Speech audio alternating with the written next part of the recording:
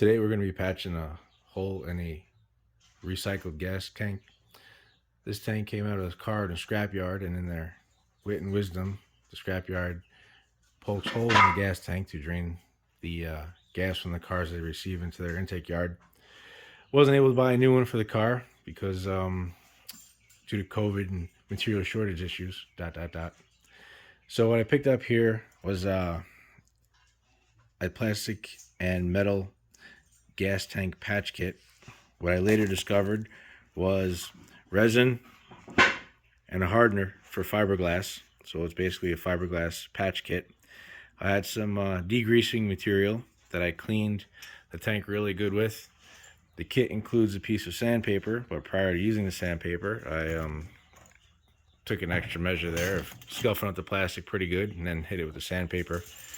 So what I'm going to do now is follow the directions. That's Claire. Say hi to Gus and Claire.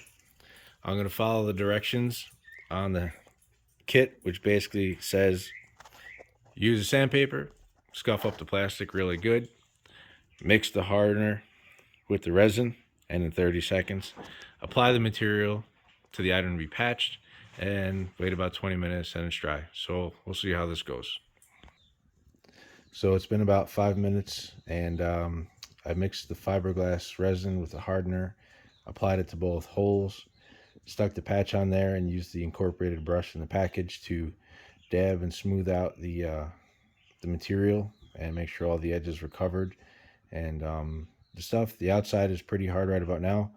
So what I'm going to do is wait about 20 minutes as the directions recommend, see how it's doing, and then eventually flip the tank over, remove the fuel pump, and get a good inspection on the inside, make sure it's sealed up pretty good, clean the tank, and then pour some fuel in there to make sure it's not leaking. Just a quick note, make sure your work surface is level, because the resin will run in the flow of gravity. So just an FYI. So just to conclude this project, I removed the fuel pump.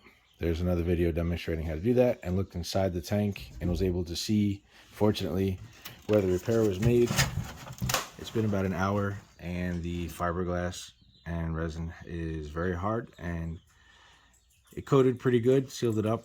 I also placed some fuel in the tank and tipped it on the side and let it sit for a little while, and it did not leak. So I'm pretty confident I'll have a good repair. Thanks for watching.